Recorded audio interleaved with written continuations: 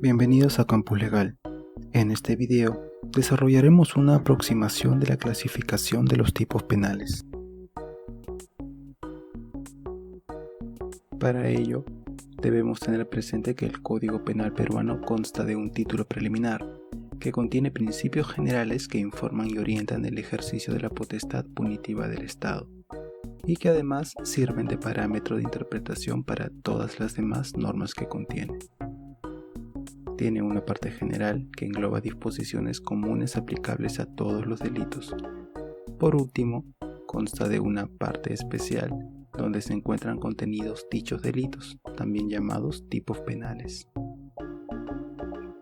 Los tipos penales se clasifican de diversas maneras. Cada una de estas clasificaciones obedece a criterios distintos. Depende del elemento del tipo penal que en abstracto se toma como base. Desarrollemos este punto.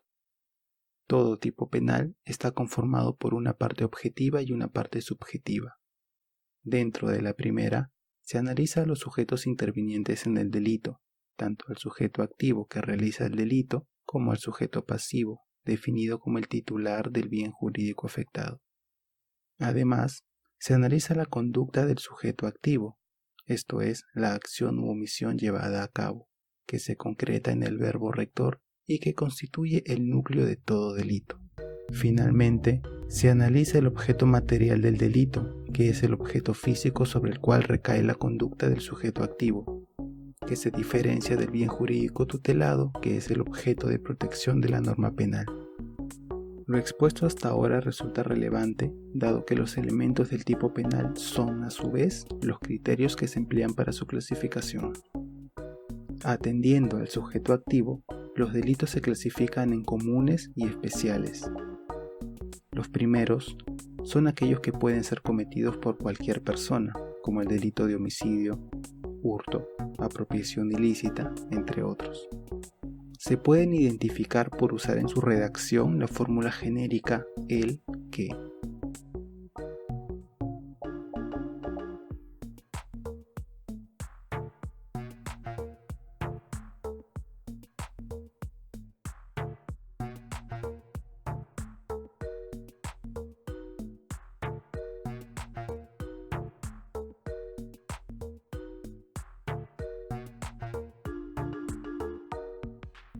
Los delitos especiales, en cambio, solo pueden ser cometidos por la persona que reúne la cualificación que el tipo penal señala.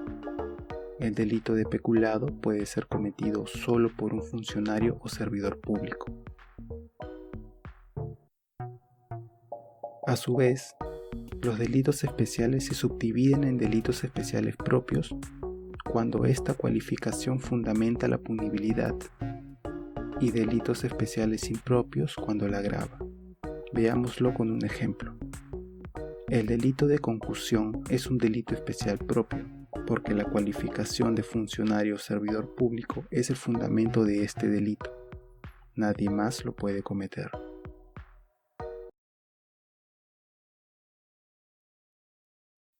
Sin embargo, los delitos especiales impropios son aquellos que en principio pueden ser cometidos por cualquier persona, pero en el caso que lo realice el sujeto cualificado, la pena se agrava.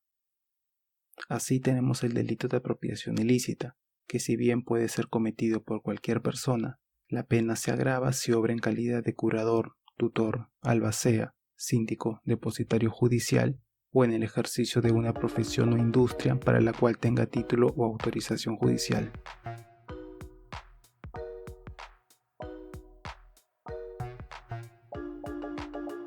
Por otro lado, podemos encontrar los tipos penales monosubjetivos y plurisubjetivos.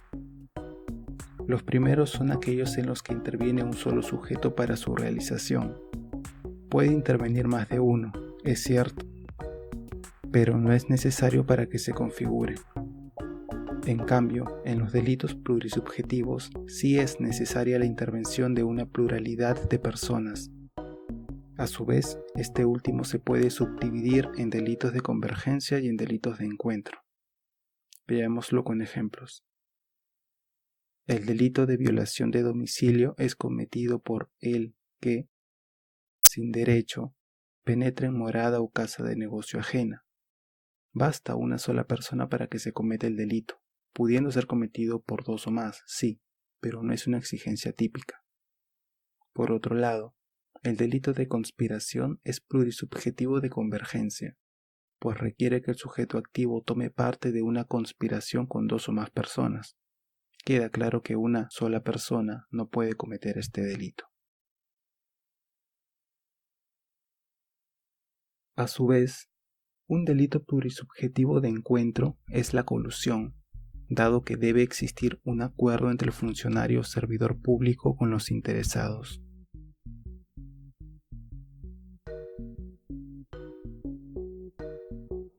La diferencia entre los delitos de convergencia y los delitos de encuentro radica en que en los primeros los sujetos se dirigen al mismo objetivo.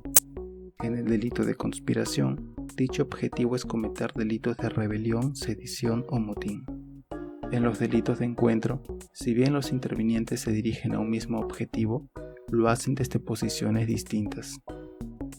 En el delito de colusión, una parte lo hace como funcionario o servidor público, a cargo de un proceso de contratación del Estado, y la otra parte como el interesado, que generalmente son los sujetos privados que participan en dicho proceso de contratación. Un segundo criterio de clasificación parte de la conducta desplegada por el sujeto activo, donde encontramos los delitos de resultado y los delitos de mera actividad. Los primeros son aquellos donde la conducta del agente debe producir necesariamente una afectación al bien jurídico protegido, sea a modo de lesión o puesta en peligro. En cambio, en los delitos de mera actividad no hace falta que se produzca dicho resultado, sino que basta con la sola realización de la acción u omisión para que se configure el delito. Por ejemplo, el delito de daños es de resultado, pues la norma requiere que se destruya o inutilice el bien, lesionándose de este modo el bien jurídico protegido, propiedad. En cambio, el delito de violación de domicilio se configura en uno de sus supuestos con la sola penetración sin derecho en morada o casa de negocio ajena. Por otro lado, tenemos los delitos de medios determinados y resultativos. Los primeros describen con un mínimo de detalle la forma en que el sujeto activo realiza el delito. Tal es el caso del robo, que se configura cuando el sujeto se apodera ilegítimamente de un bien mueble, total o parcialmente ajeno. Sin embargo, no todo apoderamiento ilegítimo constituye robo, sino que debe hacerlo mediante la sustracción y empleando violencia o amenaza. Si no hace uso de estos medios, no se configura el delito de robo.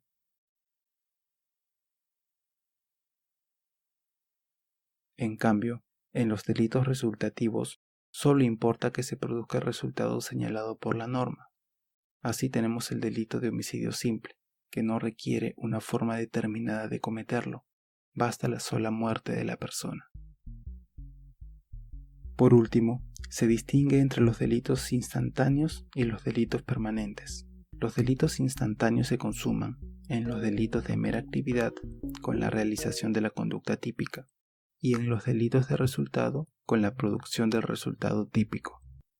En los delitos permanentes, en cambio, la consumación del delito no concluye con la realización del tipo penal, sino que se mantiene por la voluntad del autor a lo largo del tiempo.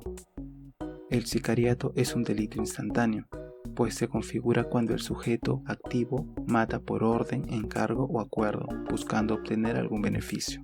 Sin embargo, el delito de secuestro es permanente. Si bien el delito se configura con la privación de libertad, este se mantiene hasta que no cese la conducta del sujeto activo. Un último criterio de clasificación lo encontramos en el bien jurídico tutelado, que es el objeto de protección de la norma penal, y se diferencia del objeto material del delito, que es el objeto físico sobre el que recae la conducta típica. Veamos dos ejemplos. En el delito de homicidio, el bien jurídico tutelado es la vida, pero el objeto material del delito es el cuerpo de la persona. En el delito de hurto, el bien jurídico tutelado es el patrimonio, pero el objeto material del delito es el objeto concreto que se sustrae. Una primera clasificación que parte de este criterio ya fue desarrollada como subcategoría de los delitos de resultado, es decir, los delitos de lesión y los delitos de peligro. Sin embargo, cabe detallar que los delitos de peligro se dividen en delitos de peligro concreto y delitos de peligro abstracto. En los primeros, el tipo penal exige que en el caso concreto se hayan presentado todas las condiciones para la lesión del objeto sobre el cual recae la acción, no produciéndose dicha lesión por razones fortuitas, tal como ocurre en el delito de producción de peligro común de medios catastróficos.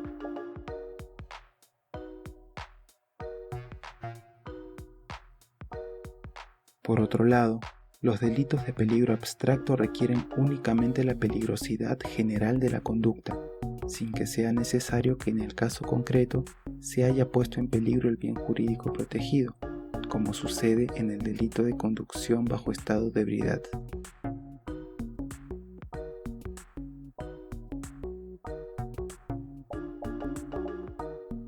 Otros autores diferencian estas modalidades delictivas, señalando que en los delitos de peligro concreto, el tipo penal indica cuál es el riesgo que debe correr el bien jurídico protegido, mientras que los delitos de peligro abstracto no hacen tal distinción, sino que estamos ante la presunción de que la conducta tipificada genera riesgos para el bien jurídico. Dentro de otra clasificación tenemos a los tipos penales uniofensivos, que son aquellos que protegen un solo bien jurídico, mientras que los tipos penales pluriofensivos protegen más de uno. Ejemplo del primero de ellos es el delito de homicidio antes aludido, puesto que protege la vida humana, mientras que el delito de robo es pluriofensivo, pues protege el patrimonio, pero además la vida y la integridad física. Finalmente, queda precisar que la clasificación de los tipos penales no se reduce para nada a la expuesta, ya que existen muchos otros tipos penales, los cuales serán materia de otro video.